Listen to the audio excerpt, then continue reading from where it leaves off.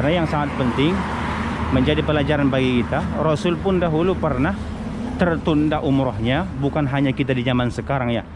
Jadi kalau kita sekarang tertunda, tentu bagi mereka Rasul itu adalah utusan Allah Subhanahu wa taala. Maka Rasul dengan tangan mulianya langsung menghapus kalimat Rasulullah sehingga diganti atas nama Muhammad bin. Assalamualaikum warahmatullahi wabarakatuh. Oke, alhamdulillah kembali berjumpa dengan Bung Hasibuan. Semua saudara kami dimanapun berada, baik yang ada di Indonesia, Malaysia, di Singapura, di Brunei Darussalam, dan negara-negara lainnya, kami doakan semoga semua sehat dalam lindungan Allah Subhanahu wa taala, dan semoga nanti Allah mudahkan langkah menuju ke kota Makkah Al-Mukarramah dan Madinah Al-Munawwarah. Amin ya rabbal alamin. Oke, di video kali ini saya sekarang berada di wilayah yang disebut namanya Hudaybiyah. Kita lihat ini sekelilingnya seperti ini. Disebut ini Hudaybiyah. Ada mengatakan adalah dahulu nama pohon ataupun syajarah yang disebut namanya syajarah hadaba ya. Maka sampai sekarang disebut ini Hudaybiyah. Oke, dan ini lebih kurang dari kota Makkah 22-an kilometer dari kota Makkah Al-Mukarramah.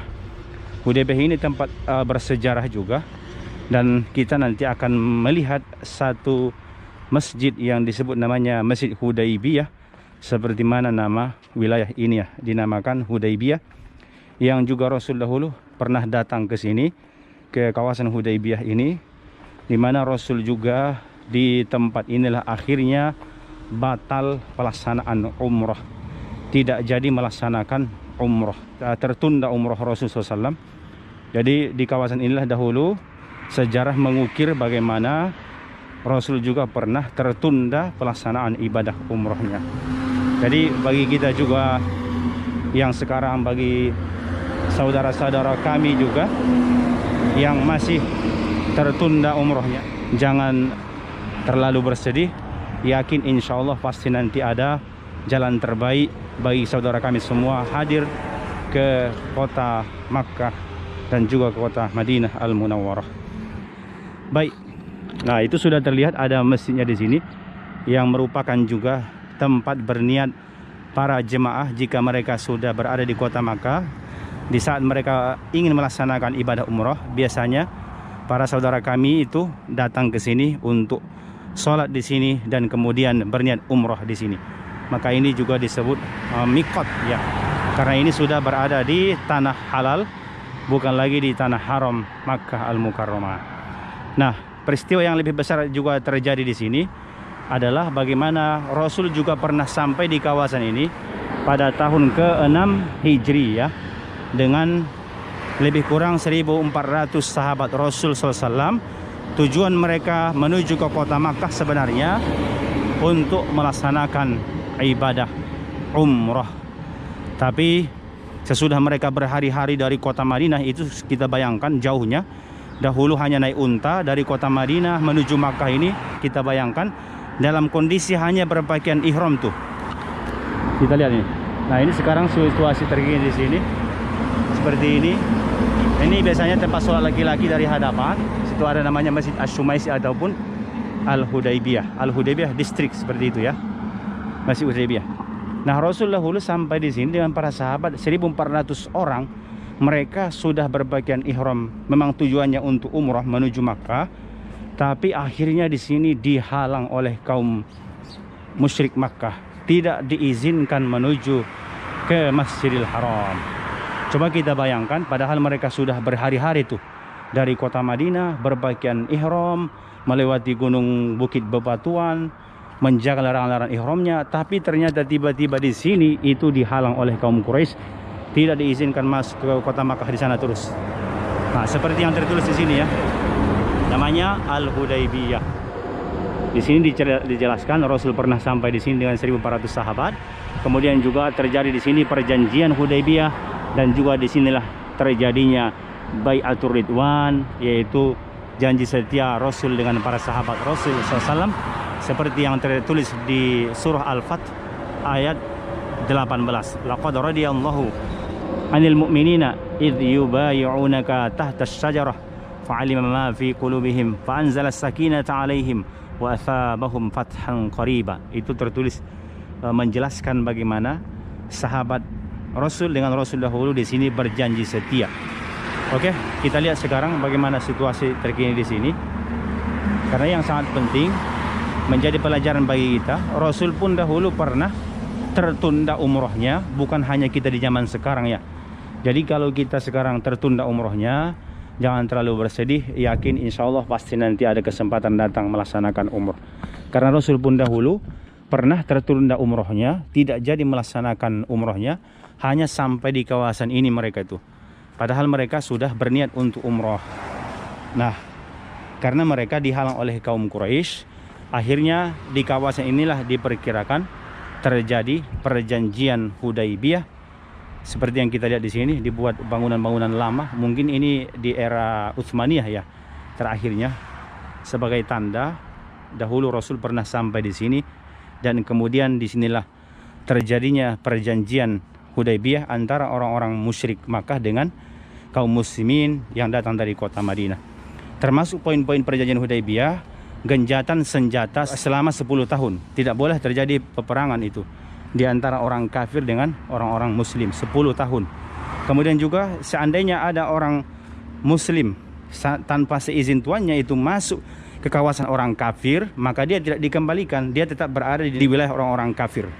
Tapi sebaliknya, kalau ada orang kafir tanpa seizin tuannya masuk ke wilayah orang muslim, ini dikembalikan. Kemudian juga termasuk di luar orang-orang Madinah ataupun orang Makkah itu diberikan kebebasan memilih ajaran mana yang mereka akan pilih. Apakah ikut dengan orang-orang kafir ataukah mungkin ikut dengan orang-orang muslim, seperti itu. Diberikan kebebasan. Termasuk juga poin yang penting, kaum muslimin pada saat itu yang sudah berpakaian ihram, yang sudah berniat untuk umroh, tetap tidak diizinkan masuk ke kawasan kota Makkah untuk melaksanakan tawaf sa'inya.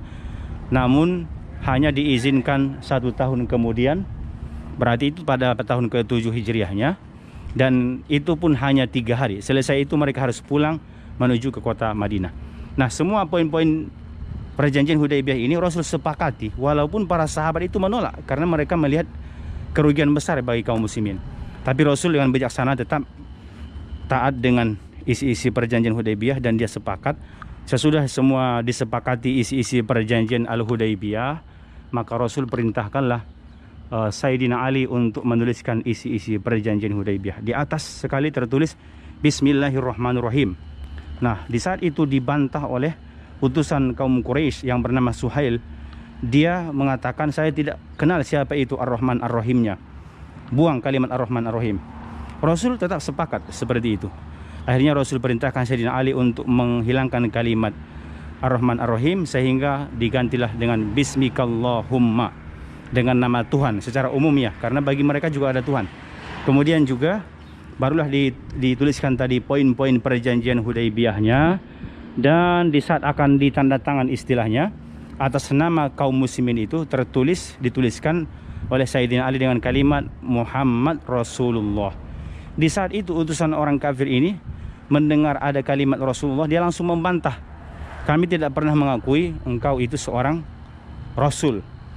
Maka hilangkan kalimat Rasulullah. Akhirnya Rasul minta Sayyidina Ali untuk menghilangkan kalimat Rasulullah. Di saat itu Sayyidina Ali tidak mau. Tentu bagi mereka Rasulullah itu adalah utusan Allah Subhanahu wa taala. Maka Rasul dengan tangan mulianya langsung menghapus kalimat Rasulullah, sehingga diganti atas nama Muhammad bin Abdullah. Nah, semua perjanjian Hudaybiyah itu sudah disepakati di sini, sudah terjadi di sini. Maka Rasul pun akhirnya, karena tidak jadi umroh menuju Makkah di sana, Rasul pun membatalkan umrohnya. Maka Rasul pun di sini menyembelih dam dengan para sahabat sebagai tebusan karena tidak jadi melaksanakan ibadah umroh. Selesai itu akhirnya mereka pun pulang menuju ke kota Madinah Al-Munawwarah. Pada tahun berikutnya baru mereka datang, dan ternyata sangat banyak hikmah besar yang mereka dapatkan dari isi perjanjian Hudaybiyah. Sekalipun awalnya itu bagi kalangan sahabat itu kerugian, tapi ternyata isi perjanjian Hudaybiyah itu membawa keuntungan besar bagi kaum muslimin, sehingga pada tahun berikutnya mereka bisa lebih bebas berdakwah ke orang-orang kafir karena tidak boleh terjadi peperangan. Kemudian mereka bisa lebih banyak lagi menyampaikan risalah Islam, mereka lebih terlindungi. Dan bahkan di tahun berikutnya, yaitu pada tahun ke-7 Hijriah, mereka bisa melaksanakan ibadah umroh. Demikian juga pada tahun ke-8-nya mereka bisa menaklukkan kota Makkah. Jadi ada hikmah-hikmah yang mereka rasakan. Di balik awalnya ada mungkin kesedihan, kekecewaan bagi kaum muslimin ketika itu karena tidak jadi melaksanakan umroh. Pasti mereka merasakan kesedihan ya, karena tidak jadi melaksanakan ibadah umroh. Tapi ternyata di balik itu semua kemanisan yang mereka rasakan, tahun berikutnya mereka bisa melaksanakan umroh.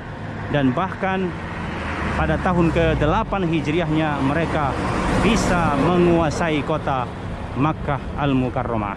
Oke, seperti ini situasi terkini di sini. Nah, ini juga toko-tokonya masih tutup. Bisa diperhatikan bagi saudara kami mungkin yang pernah umroh, ini biasanya tempat-tempat belanja nih. Tapi sekarang semua tutup ya. Kita doakan semoga segera kembali normal seperti yang sudah diberitakan. Semoga nanti bulan November semua sudah bertahap bisa kembali melaksanakan ibadah umroh. Amin ya rabbal alamin. Demikian situasi terkini dari Masjid Al-Hudaybiyah, tempat Rasul tertahan tidak jadi melaksanakan umroh. Tempat Rasul juga di sini, perjanjian Hudaybiyah terjadi di sini dengan orang-orang kafir. Dan juga di sinilah terjadinya Bai'atur Ridwan, perjanjian setia antara Rasul dengan para sahabat Rasul sallallahu alaihi wasallam. Semoga bermanfaat, kurang lebihnya mohon maaf. Jangan lupa untuk di subscribe, like, komen, dan di share. Wassalamualaikum warahmatullahi wabarakatuh.